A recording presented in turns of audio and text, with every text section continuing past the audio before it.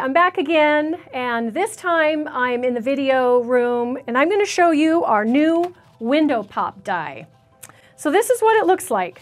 One simple die, and when you cut it out, it's going to look like this. So you just have one score line that you can fold up, and this measures 4 by 5 1/4, so it fits perfectly onto your standard A2 sized card front, and then you'll have your nice little frame.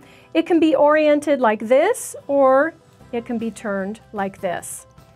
So let's just dive right into some samples that we have here. So this one opens up and exposes a really cute, this is another one of our new dies called Spiral Lines. And this is really fun. The possibilities are endless with this, where you can just decorate this with all kinds of good things. And here we have it in the other direction, and this opens up and there is a gift card underneath. So that's fun. And the last one I have is super cute. Watch this.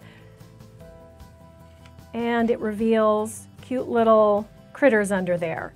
So this is created by actually adding an additional score line, and you do that yourself, and you're going to fold that under, okay?